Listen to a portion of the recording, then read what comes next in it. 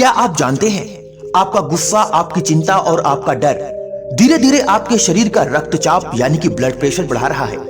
और अगर इसे समय पर नहीं संभाला गया तो यही छोटी छोटी बातें बड़ी बीमारी का कारण बन सकती हैं। लेकिन आज मैं आपको एक ऐसी कहानी सुनाने वाला हूं जो स्वयं भगवान बुद्ध की शिक्षाओं पर आधारित है, जिसे समझने के बाद आप न सिर्फ अपने मन को शांत कर पाएंगे बल्कि अपने रक्तचाप को भी प्राकृतिक तरीके से नियंत्रित कर पाएंगे। तो इस वीडियो को अंत तक जरूर देखिए, क्योंकि मैं अंत में आपको 5 ऐसे आसान उपाय भी बताऊंगा जो आपकी जिंदगी बदल सकते हैं। बहुत समय पहले की बात है, एक छोटा सा गांव था जहां एक व्यक्ति रहता था। उसका नाम था धीरज। धीरज बहुत मेहनती था, लेकिन उसकी एक बड़ी समस्या थी।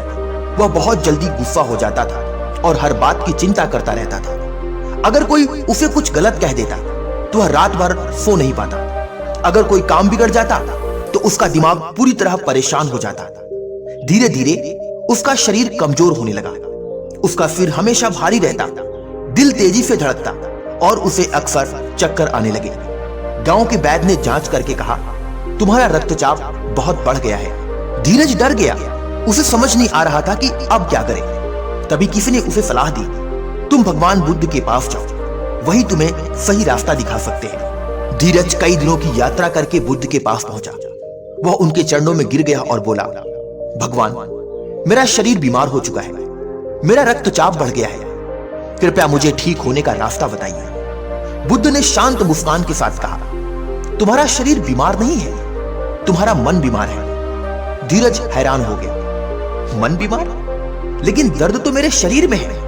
बुद्ध बोले, शरीर तो सिर्फ एक दर्पण है जो तुम्हारे मन की स्थिति को दिखाता है। बुद्ध ने उसे एक नदी के किनारे ले जाकर कहा, इस नदी को देखो। नदी का पानी बहुत तेजी से बह रहा था। बुद्ध ने कहा, अगर यह पानी ऐसे ही उफनता रहेगा तो इसमें कुछ भी साफ दिखाई नहीं देगा। फिर थोड़ी देर बाद पानी शांत हो गया। अब उसमें सब कुछ साफ दिखाई देने लगा। ठीक वैसे ही जब तुम्हारा मन गुस्से और चिंता से भरा होता है तो तुम्हारा शरीर भी असंतुलित हो जाता है, और जब मन शांत होता है तो शरीर अपने आप संतुलित होने लगता है। धीरज को पहली बार समझ आया, मेरी बीमारी की जड़ मेरे विचार है। बुद्ध ने कहा, गुस्सा करना ऐसा है जैसे तुम खुद जहर पीते हो और उम्मीद करते हो कि दूसरा व्यक्ति मर जाएगा। धीरज को अपनी आदत याद आई। वह छोटी सी छोटी बातों पर गुस्सा करता था। बुद्ध बोले, हर बार जब तुम गुस्सा करते हो तुम्हारा रक्तचाप बढ़ता है, तुम्हारा दिल तेजी से धड़कता है और तुम्हारा शरीर अंदर से कमजोर होता जाता है। अगर तुम सच में ठीक होना चाहते हो तो गुस्से को छोड़ना सीखो।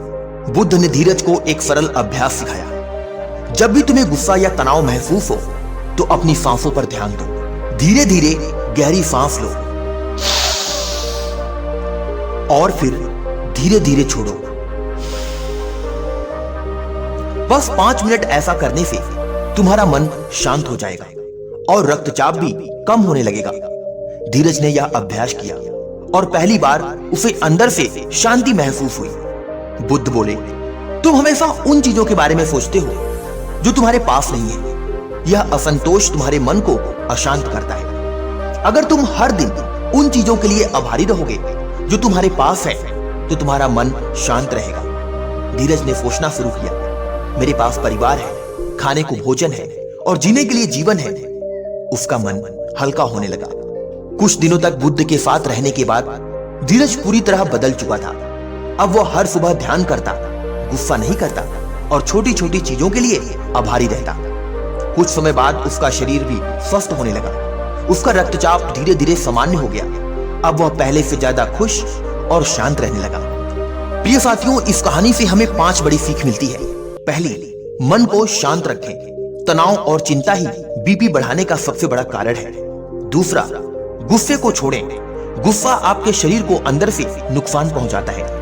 तीसरा, गहरी सांस लें। सांसों पर ध्यान देने से तुरंत राहत मिलती है। चौथा, संतोष रखें, जो है उसी में खुश रहना सीखें।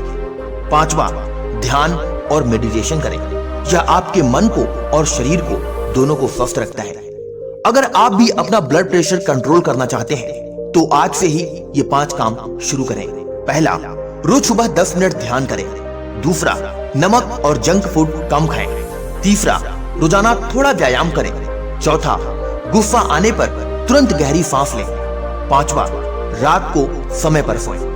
याद रखिए, बीमारी शरीर में नहीं, हमारे विचारों में पैदा होती है, और अगर आप अपने विचार बदल लें तो आपका शरीर अपने आप स्वस्थ होने लगता है।